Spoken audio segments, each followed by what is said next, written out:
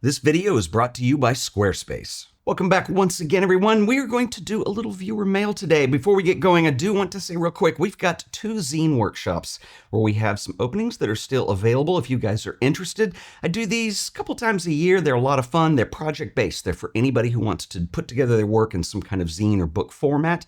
The first one begins June 7th. The second is July 26th. These run about a month. They're 4 weeks long. We meet once a week. I give you assignments based on your project. And then my favorite part is the third week where we get together and we talk about what we are working on and you get one-on-one time with me. This is a fun thing that I love to do. So if you are interested, I will drop a link in the show description below. But without further ado, let's get to some of your work today. All right, so first up, we've got a set of 5 zines that have come in. This is an ongoing project that comes to us from Romay. These are absolutely wonderful. This is a series called Faces, Souls, Spaces, and each one of them features a different city. So in Mexico, we've got Oaxaca, we've got Mexico City, we've got Kyoto in Japan, as well as Havana and Marrakech. So to give you a little more context into these, I want to read you some of the email that Mario sent me a while back, which says, "Hello from Chicago. I'm originally from Peru, and I've lived in Chicago since I was 4. I work in IT by day, and photography and design have become very meaningful creative outlets over the past few years. A conversation with a photographer in Oaxaca sparked the idea for this series, and watching your channel gave me the push to make it real. I've always loved to travel, and early on I focused on landscapes, nature, and architecture. My trip to Havana was originally about photographing vintage cars and old buildings, but once I started capturing people on the streets, some hesitation at first, it quickly turned into adrenaline. I've been hooked on street photography ever since. Faces, Souls, Spaces centers around everyday life and atmosphere in cities around the world. The first 5 issues I have sent are the starting point. Each is 36 pages, sequenced to give each place its own rhythm. I plan to keep building the series through future travels. As a longtime jazz fan, I've always loved bold minimalist aesthetic of Blue Note records, especially Reed Miles' iconic cover designs. His work shaped how I approach design in general, and I've drawn that influence here. Clean typography, bold color, and consistent layout that supports the photography without overwhelming it. I'd really value any feedback, especially your thoughts on the photography itself. Thanks so much for taking the time. Your work has been a real influence, and I felt this series aligned with the kind of meaningful projects you often feature. All the best, Mario." Okay, so Mario, you've done some excellent work here. I really love the reference to Reed Miles, and if you're not familiar with Reed Miles, Blue Note was a record company in the 60s that did some of the biggest jazz records of the time, and Reed Miles was the staff designer who worked on those, and he had a great minimalistic style that was featured on all the covers, and I like how there's definitely a nod to that when you start looking at these. The duotone coloring on the colors, clean typography on the backs of these. These are really, really beautifully done. And I like what you're working on here. This cover is amazing. This whole series is very compelling. It's very interesting to me. I've really enjoyed looking at these. I really don't have a lot of comments for you on here. I think you're on to an excellent start. The only thing I would suggest to you that I kind of want to see more of, and this just is my own conceptual background here, but when you have spreads, a lot of times you're doing, let's see, in this case, you've got one image that covers both spreads. When you get into single images, and then in some others you have groupings of maybe 3, and I don't think it's overwhelming, but what I would like to see from a photography standpoint on here is to have the images kind of intertwined just a little more conceptually. I think it makes more interesting in terms of the visual language that you are presenting here to kind of get the flow as you go through these. You do that to a small degree, but a lot of times they're mirroring is the technique that I would call it. For example, in an image such as this, it's a great street image, but these 2 images don't necessarily speak to one another, just in my eyes. This is the example from your Marrakech series. So we kind of have liked groupings, but it's more of a mimicking or grouping of subject than it is necessarily something where there's a dialogue happening between the 2 images. This example is from Marrakech, where you have groupings that are interesting because they're like subjects, so they fit together, but they don't really have a dialogue between each image. You do come kind of close on this spread where you have the 2 figures and you have one going this direction and one going back here, so it kind of draws your eye through. I think obviously Ralph Gibson is a great place to start when you're looking at something like this, but I think any great photographer, if you start looking at the images, there's kind of a visual sequence that happens in there, and it happens inside the image. I think grouping them together with like subject is one way of doing that, but I'd like to see you just push that a hair further. That is a real nitpicky comment though, because I think these are outstanding. They are first class. I highly recommend any of you guys. He's got these on his website, I believe. I will link up Mario as well as everybody else in the description below this video. Highly recommended on these. The print quality is outstanding. The design is great. The typography is excellent. The photography is outstanding.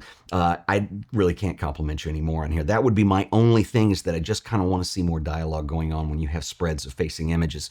You know, you guys, and Mario did put this together, because when you have just an open zine or an open book like this, you're going to have two facing images. And a lot of people, when they're starting out, don't realize that whether you like it or not, there is going to be a relationship between these two images. Mario has taken that to the degree where they do combine like subjects on them, but I just kind of want to see the visual language take it a step further. But man, outstanding job, highly recommended. Thank you for sending. You should be really proud of these. I'm really excited about these and very happy for you. All right, so next up is this zine, which comes to us from Alexandru Cristian Grui. Now, Cristian took my zine course, and this was his project. Cristian, this came out fantastic. I absolutely love it, and I want to share this with everybody else. I'm really excited about this. The print quality is absolutely outstanding. I'm going to read you a little bit of the note in here where he describes this project. He says, "For the watchful eyes, for the reading eyes, what is the defining element of a city? Are the sites, architecture, events, or markets enough for it to exist? What happens if its physical existence is braided with the surrounding nature or bends under the burden of history?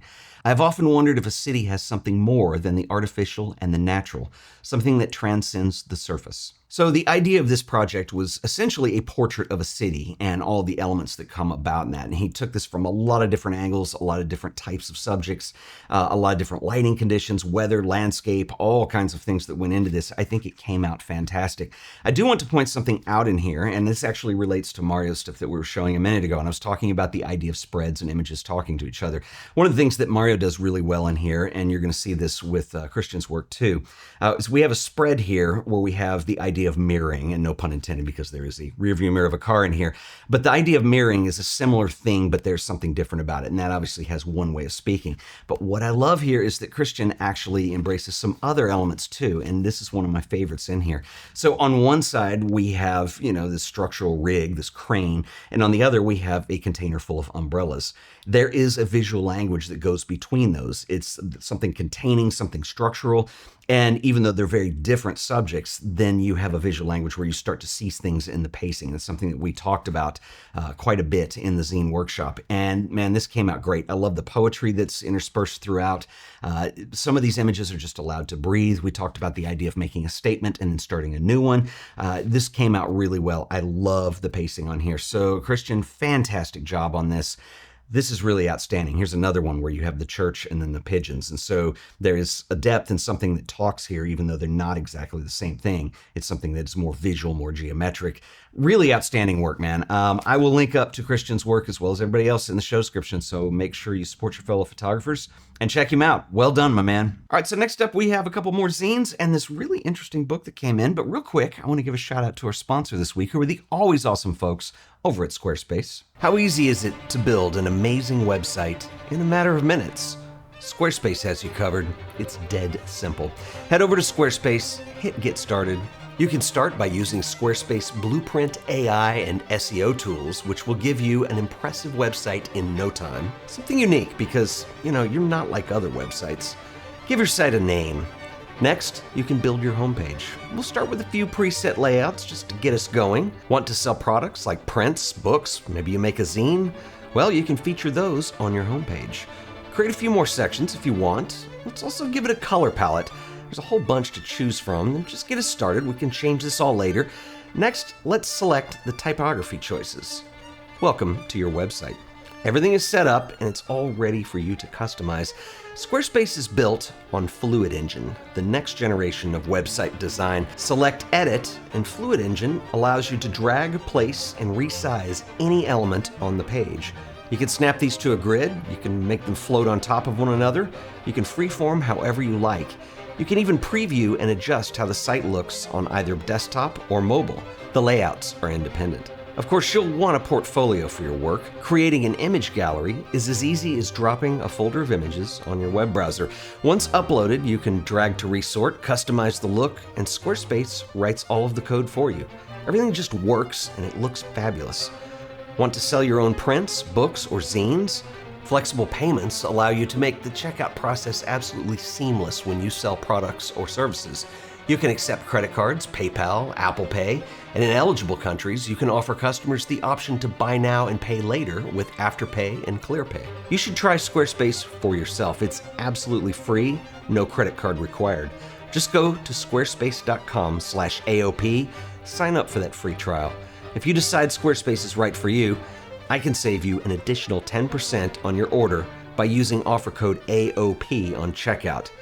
That's right, the code is AOP. So stop procrastinating, go build your website today. And I want to give a special shout out and thanks to Squarespace for sponsoring this video. Okay, so next up, we've got 3 little zines that I want to share with you, and these come to us from another zine class alumni. These are from Jan Fulton, and I want to talk you through these. One of these was her project during the zine course, and she got so excited she did 2 more, and I love that because that's the whole point of this, is to get everybody interested in making something that's a statement of a group of images that go together, and you're presenting them in a way, and I love it when people get excited about that. But I want to talk about her Detroit zine. This was the main project that she did during the course, and I want to talk a little bit about the process because I think that's interesting too. So when Jan first started laying this out, she came in with a bunch of images from Detroit. She is from Detroit, knows a lot about it, and as she was walking me through the layout, we were talking about the images and she was explaining what we were looking at, and a lot of these sites and stuff, because she's a native from Detroit, she had a way of speaking about it where it was something that she was truly excited about. And we got to the end and I said, Jan, how do you feel about writing some text in here? And she thought, well, I hadn't thought about that. And she wrote some wonderful text that is exactly what she was describing to me. The stuff with the Kearns clock, the lunch counters at the delis. These are all things that really are best told through the eyes and the words of somebody who's from this place. And Jan, you have done an outstanding job on this. This just came out so fabulous. The only comments that I gave her once she came back with the finished version was we just talked about the typography and just making things more clear and simple. But Jan, you did a lovely job on this. The 2 other zines that she sent in, this was done, which I love, with these things with these birds. And she was experimenting with this element of humor that went out through this, and she did a fantastic job. This is really cool. It is very funny in spots. And then I really love the stuff that she did with the ice formations as well. Jan, you did such a great job on these. I hope you're very proud of these. Nice work. All I can say is I want to see more and keep going. So I'll link up Jan in the show description.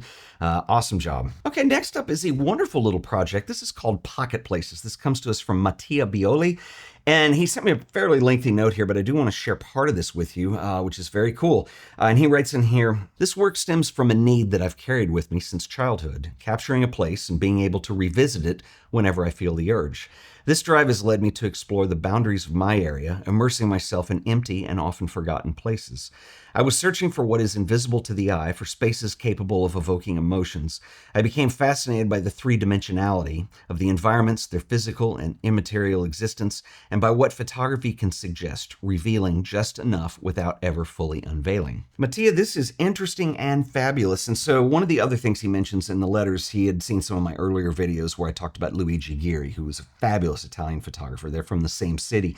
And one of the things that I like in here is your work does not look like Luigi Ghiri, but you can see the influence once you know that. And what I love about it, Luigi Ghiri came along in the 70s and 80s and essentially was doing these color abstract photographs and incorporating things that you don't normally see. They're always place-oriented, incorporating things like billboards into the image or posters that were torn. He did some amazing work.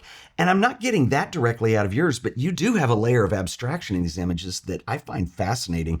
The other thing that's kind of interesting, and this was not planned, but there is a little bit of theme that's going on in all of these zines and books today where location and place is kind of the central focus. And this is something that I really love seeing because what you're looking at here today are 4 completely different interpretations of that concept. And they're all done in their own unique way and all have different aesthetics to them. But Mattia, this is absolutely fantastic. It's gorgeous. I hope you're proud of this. The print quality is very impressive on here. Anyway, you guys, I will link everybody up in the show description. Check out Pocket Places. And if you have any questions about these, drop them in the comments. I will see you guys in the next video. Until then, later.